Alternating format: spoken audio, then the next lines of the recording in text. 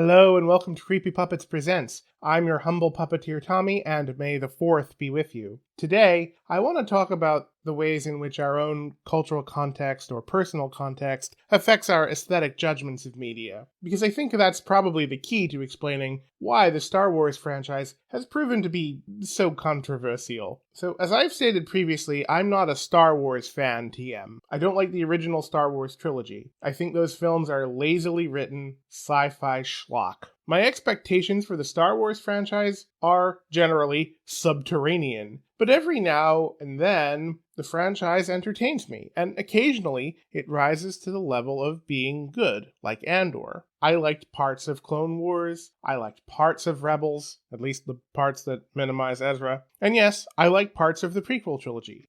The Phantom Menace feels like a campy 70s spy comedy, and Revenge of the Sith is Space Faust. My personal aesthetic context explains why I like these. I like spy films. I like The Godfather, to which the Order 66 sequence alludes in Revenge of the Sith. I like Faust, and most of all, I like when Star Wars is doing something different from the original trilogy, which I don't like. I also find Anakin to be so much more relatable than Luke. Anakin struggles with anger, and pretty clearly also with mental illness, and the trauma of his past are things I resonate with, as I also deal with anger issues and trust issues, especially regarding medical professionals, resulting from being an ABA survivor and all of those traumas. You can see my last 2 videos for that sort of stuff. Compared to his daddy, Luke is a Mary Sue whose character arc goes from whiny brat to edgy brat. So my experiences shape my aesthetic value judgments of Star Wars. Compare my experience of Star Wars to that of the Star Wars fan TM, who treats the original trilogy like Holy Writ, someone for whom Luke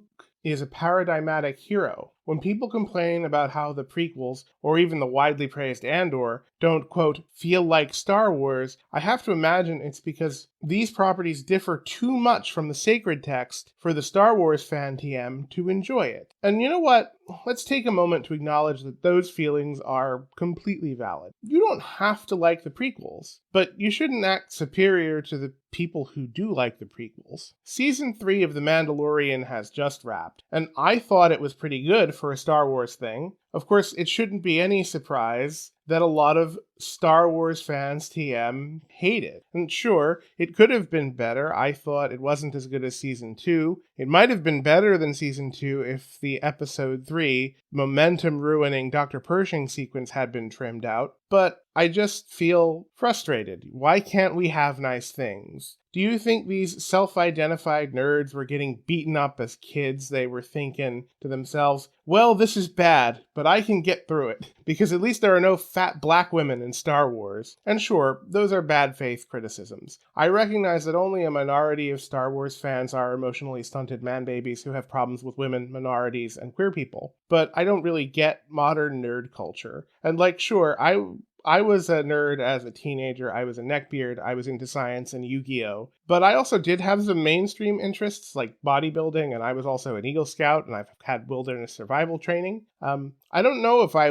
would have been classified as a nerd back then. I don't know if I qualify as a nerd now. I don't know if the word nerd is meaningful now or then. Nerd YouTube is just so frustrating. But anyway, I'm getting off topic. There have been good faith criticisms of The Mandalorian Season 3 that are worth addressing. I want to address those now because I think, perhaps, I have a more mainstream cultural aesthetic than Star Wars fans TM, and that context might serve to articulate what the writers were doing, where I think the writers were trying to go this season. So generally, I think there have been 3 critiques of Mandalorian Season 3 that I want to respond to. So the first criticism has to do with the structure and the overall character and story arcs of The Mandalorian.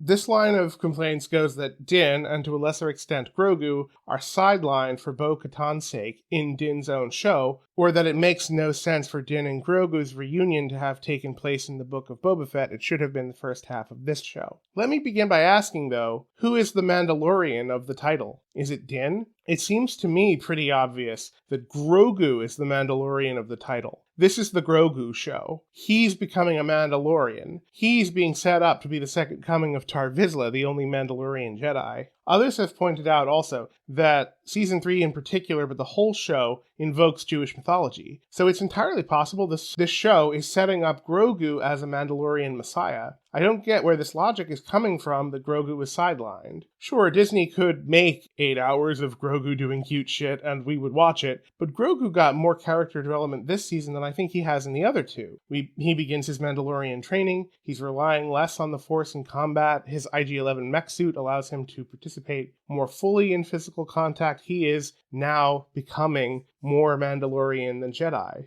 But more importantly, if Grogu is the Mandalorian Messiah, it's actually Grogu who must unify the scattered Mandalorians and bring them back to Mandalore for the new Golden Age, the world to come. I think this is the reason why Grogu had to both choose the Mandalorian way over the Jedi way, and 2, help fellow Mandalorian leaders to bring them into the fold, like Boba Fett. Which is why I think Din and Grogu's reunion actually does make more sense in the Book of Boba Fett than it would have in Season 3, even if the execution was rather poor, and let's be honest, the Book of Boba Fett, the editing and the pacing and the structure was a hot mess. Grogu also kinda needs to be there for the reconquest of Mandalore if that's where they're taking his story, which means the show needs Bo and Din's groups to come together, and it needs Bo and Din to come together. And Bo playing Team Mom to Grogu is just adorable, especially since Bo started out as a villain. I suspect Grogu and Din will cross over into Ahsoka at some point, because there's no Mandalorian more of a lost sheep than Sabine Wren. So the second line of criticism, though, is that Din's relationship with droids is either inconsistent or regressive in this season. And this is largely based on the finding a droid plot in the first few episodes, but particularly a misunderstanding of the scene on Mandalore where Din sends out his astromech droid to explore the planet, and I'm sorry, but I've forgotten the astromech's name and I can't be bothered to look it up. So, it's pretty clear that Din is not entirely over his trust issue with droids. So he takes the astromech because he's desperate, and he only risks his life for that astromech because he's pressured by Grogu into helping him. It's by the end of the season, though, that Din has come to trust and like that droid in particular, and has been moving in the direction of becoming more and more accepting of droids. He's getting better with his droid trust. That's called a character arc.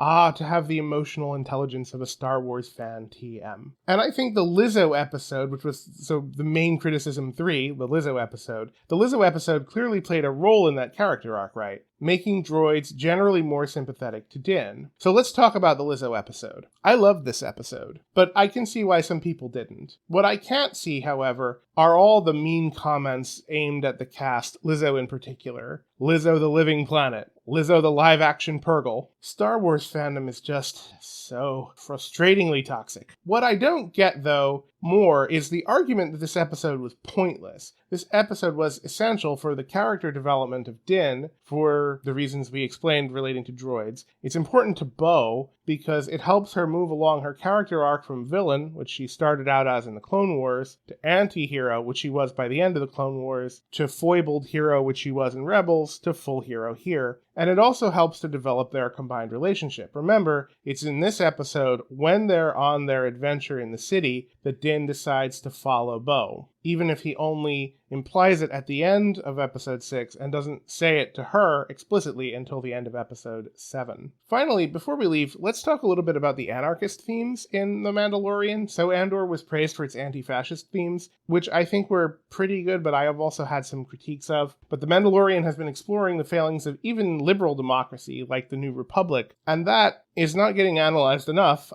It seems like from a very anarchist direction. Liberal democracy, fascism, but the trains are late. And I also think that Bo's arc is also deeply bound up in anarchist themes as well. This is the third time Bo has ruled Mandalore. Her first claim was largely based on her royal blood, which failed. Her second claim was putatively based on democracy in that all the clans supported her. And then her third claim started out as claim to right by ruling the Darksaber, which remember she rejected when Darth Maul tried that. But even after the Darksaber is destroyed, they continue to follow her and choose her as her leader. It seems that she is their leader based on merit and nothing else, which is, in the anarchist worldview, the only true justifying force for authority. Alright, that's it for this time, folks. Take care.